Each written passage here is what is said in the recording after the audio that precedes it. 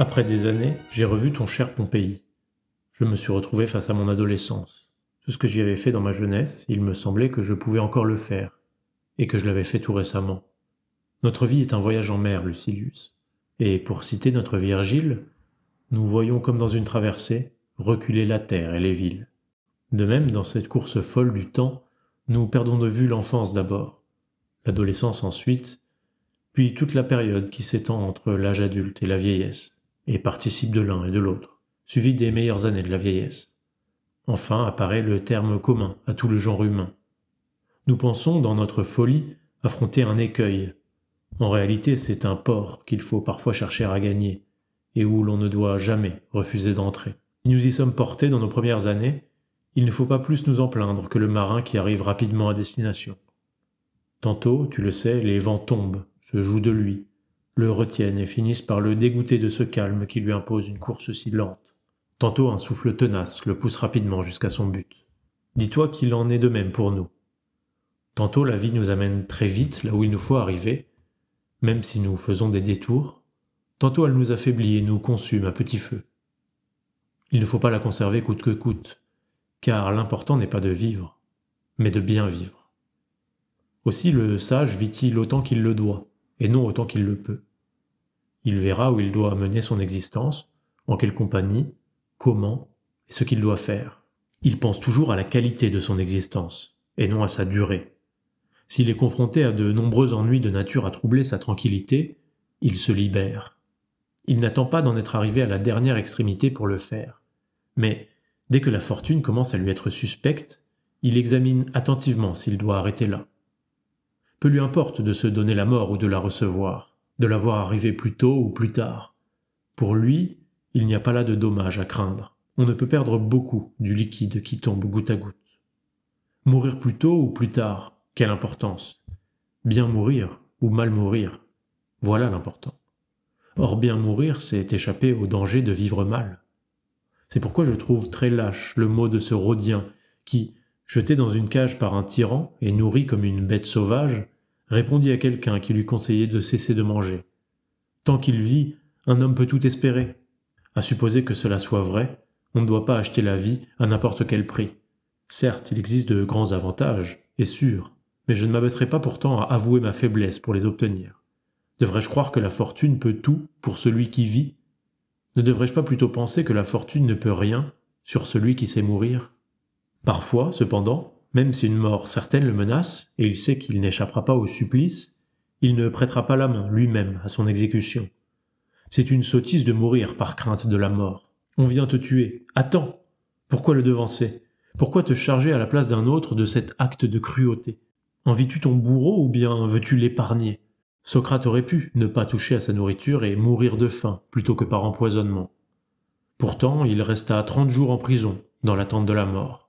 Il ne s'imaginait pas que tout pût arriver, et qu'avec un si long répit tous les espoirs fussent permis, mais voulait se soumettre aux lois et permettre à ses amis de jouir des derniers jours de Socrate. Quelle sottise c'eût été de mépriser la mort et de redouter le poison. Scribonia, une femme de tête, était la tante de Drusus Libon, jeune homme aussi stupide que noble et dont les ambitions dépassaient toute mesure, aussi bien pour son époque que pour tout autre. On le rapportait du Sénat, malade, dans sa litière, escorté de quelques personnes seulement. Tous ses amis l'avaient honteusement abandonné, non comme un coupable, mais comme un mort. Il se demanda alors s'il se donnerait lui-même la mort ou s'il l'attendrait. « Quel plaisir trouverais-tu, lui dit Scribonia, à faire le travail d'un autre ?» Elle ne réussit pas à le convaincre, et il se tua. Non sans raison, car attendre le bon vouloir de son ennemi pour mourir 3 ou 4 jours plus tard, c'est faire le travail d'un autre. On ne saurait donc donner une règle universelle qui permettrait de savoir, dans les cas où un arrêt de mort pèse sur nous, s'il faut la prévenir ou l'attendre. Il y a bien des arguments pour chacune des deux thèses. S'il faut d'un côté subir des tortures et que de l'autre elles soient simples et faciles, pourquoi ne pas choisir la seconde solution? Je choisis le bateau sur lequel je vais voyager. Je peux tout aussi bien choisir la façon dont je vais quitter la vie. En outre, si la vie la plus longue n'est pas forcément la meilleure, la mort la plus longue n'est pas forcément la pire. Pour la mort plus que pour aucune autre affaire, nous devons suivre notre conviction intime. La vie s'échappera comme bon lui semblera, soit par le fer, soit par la corde, soit par le poison. L'essentiel est d'arriver au terme et de briser les liens de l'esclavage. Notre vie, il faut la soumettre aussi à l'approbation d'autrui. Pour notre mort, la nôtre suffit. La meilleure est celle qui nous plaît. Quelle sottise que des objections comme celle-ci. On dira que j'ai manqué de courage, ou bien que j'ai agi à la légère, ou bien encore que j'aurais pu choisir un genre de mort plus énergique. Mais veux-tu bien considérer que la décision est entre tes mains et ne regarde pas l'opinion publique? Ne songe qu'à te soustraire le plus vite possible aux assauts de la fortune. Il y aura de toute façon des gens pour critiquer ton acte. Tu trouveras même des professeurs de sagesse pour te refuser le droit de mettre fin à tes jours. Tu trouveras même des professeurs de sagesse pour te refuser le droit de mettre fin à tes jours et déclarer qu'il est sacrilège de se donner la mort. Il faudrait attendre la fin fixée par la nature. Celui qui parle ainsi ne voit pas qu'il ferme le chemin de la liberté. La loi éternelle n'a rien fait de mieux que de donner à notre vie une seule entrée, mais de nombreuses sorties. Ainsi, je devrais attendre la cruauté de la maladie ou d'un homme, alors que je peux échapper au supplice et me libérer de l'adversité. Le seul motif que nous ayons de ne pas nous plaindre de la vie, c'est qu'elle ne retient personne. La condition humaine est bonne du fait que personne n'est malheureux que par sa propre faute. La vie te plaît? Vis. Elle ne te plaît pas? Tu peux retourner d'où tu viens. Pour soulager un mal de tête, tu t'es souvent fait faire une saignée. Pour laisser échapper ses forces, on s'ouvre une veine. Point n'est besoin de se déchirer la poitrine d'une profonde blessure. D'un coup de scalpel, on ouvre la voie vers la grande liberté, et avec une piqûre, on trouve la sécurité. Qu'est-ce donc qui nous rend paresseux et mous? C'est qu'aucun de nous ne songe qu'un jour ou l'autre, il lui faudra quitter ce domicile. Ainsi, par faiblesse et par habitude, les vieux locataires veulent-ils rester dans leur maison, même si elle tombe en ruine. Veux-tu être libre à l'égard de ton corps? Habite-le comme si tu étais de passage seulement. Pense qu'un jour, tu n'auras plus ce logement. Ainsi tu seras plus courageux quand tu devras en partir. Mais comment imaginer sa propre fin quand on a des désirs sans limite? Aucune méditation n'est plus nécessaire. Sur d'autres sujets, il se peut qu'elle soit superflue. Ton âme est-elle prête à affronter la pauvreté? Tu as toujours ta fortune. Nous sommes-nous armés contre la douleur? On n'aura jamais à faire l'expérience de ce courage si l'on jouit de toute sa santé. A-t-on travaillé à supporter courageusement la perte des êtres chers? Par chance, tous ceux que nous aimons sont restés en vie. Ce courage-là est le seul dont on soit sûr de devoir faire la preuve un jour. Ne crois surtout pas que seuls les grands hommes aient eu la force de rompre les chaînes qui tiennent l'homme en esclavage. Caton n'a pas été le seul capable d'arracher de ses mains l'âme que son épée n'avait pas réussi à lui enlever. Des hommes de la plus humble condition ont su avec beaucoup de bravoure se mettre en sécurité. Et s'ils n'ont pu mourir à leur gré, ni choisir selon leur désir l'instrument de leur mort, ils ont saisi ce qu'ils avaient sous la main et transformé en armes, par leur courage, des objets naturellement inoffensifs. Récemment, lors d'un combat de gladiateurs contre des bêtes sauvages, un Germain qui devait participer au spectacle du matin s'écarta pour soulager un besoin naturel. Il n'avait aucun autre moyen d'échapper au regard. Il prit le bâton auquel est fixée l'éponge qui sert à s'essuyer, l'enfonça tout entier dans sa gorge et mourut étouffé. C'était faire injure à la mort. Oui, sans doute. Comme c'est malpropre, comme c'est inconvenant. Mais qu'y a-t-il de plus sot que de mourir en faisant la fine bouche? Ô l'homme courageux, il était digne de choisir sa mort. Avec quel courage il se serait servi d'une épée. Avec quelle vaillance il se serait jeté dans les profondeurs de la mer ou du haut d'un rocher abrupt.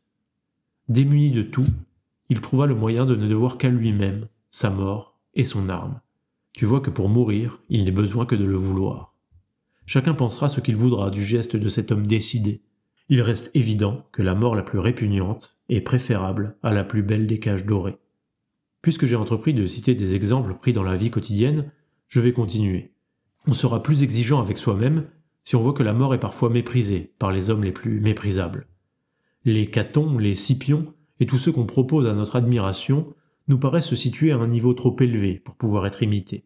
Mais ce courage, on le trouve aussi fréquemment chez les gladiateurs que chez les généraux des guerres civiles. Et je vais le prouver. Il n'y a pas longtemps, un condamné était emmené dans une charrette par des gardes à l'arène pour le spectacle du matin.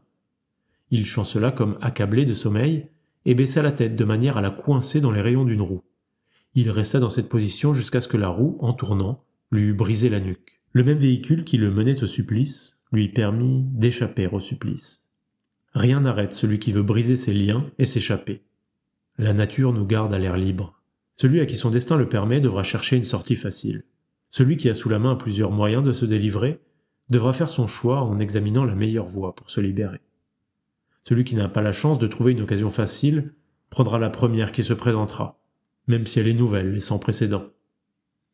Quand on a du courage, on ne manque pas d'idées pour mourir. Regarde les derniers des esclaves.